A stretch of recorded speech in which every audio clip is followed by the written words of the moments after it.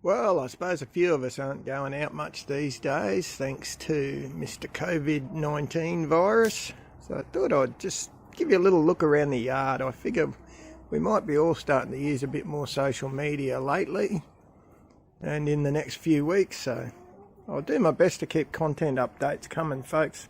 I'm not going to post for the sake of posting, but I will try to put stuff up for people to look at in case you're trapped at home. G'day folks, Andy here from McDowell Manor.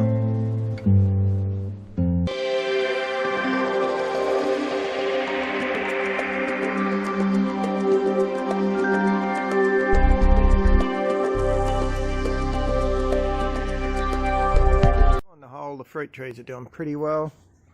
I do continue, you can see the black from sooty mould.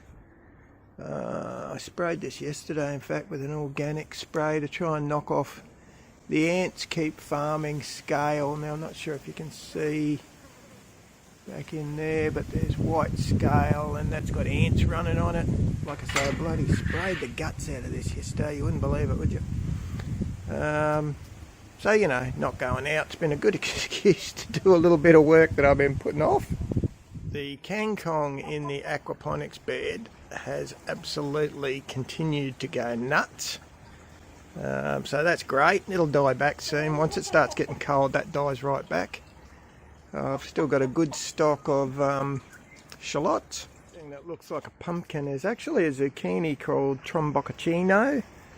You can see he's actually producing really well.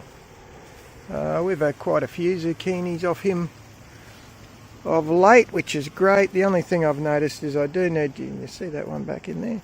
I do need to get in and harvest them before they ripen, because we've had so much wet weather they've been rotting. Yeah, rotting. So I'm on to that.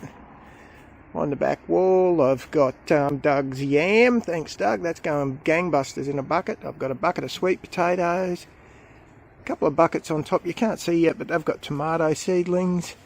There's a potato in the one underneath. Beans going exceptionally well. It's gone nuts. It's not producing a lot of beans, so it's obviously not time. Starting to flower now, I notice. Got a few chilies in and little capsicums from around the place. They're doing quite well at the moment. And there is a blue-banded bee. That's a solitary Australian native bee. Hopefully you got to see why he's called a blue-banded. His bottom does have very blue stripes.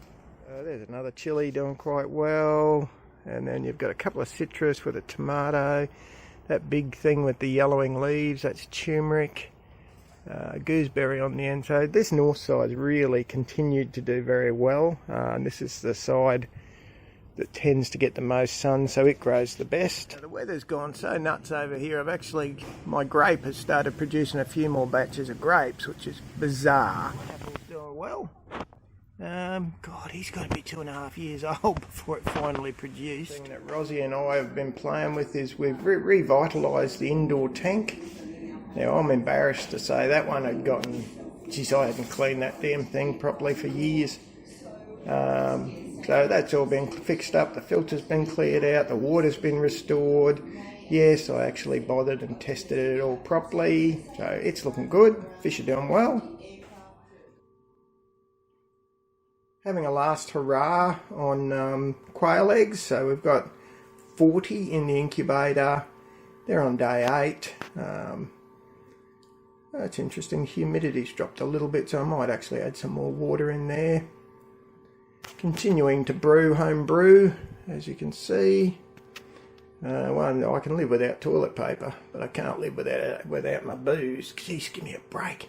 So while the 40 eggs in the incubator bodes well for supply, it doesn't perhaps bode so well for these old birds who are nearing, no, they don't have lice, that's where the males get a little bit too vigorous, but they're reaching the end of their days, so you might actually, a few of those might have to go probably in the next week. Which is not bad timing, because I really don't want to spend much time at the shops if I can possibly avoid it. So unfortunately, one of the things that's been cut by the buy is my lapidary classes. I've called it, we're not going anymore now. That's what's called a cabochon, which is a sort of basic, it's stone like this that's marked and cut into shape, and you use that to make brooches and pendants and stuff. There's some in various states of being shaped and polished here, you can see.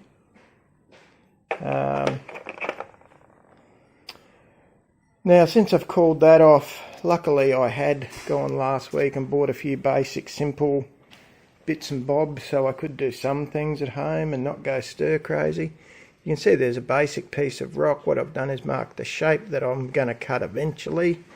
That line there, that's just where I'm going to cut through, and that'll leave me enough for another little brooch out of there if I want to get it.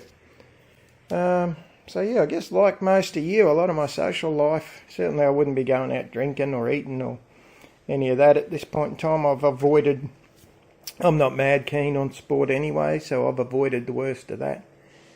But yeah, hopefully you folks are all getting on fine. For those of us who garden, I hope your gardens are going great guns.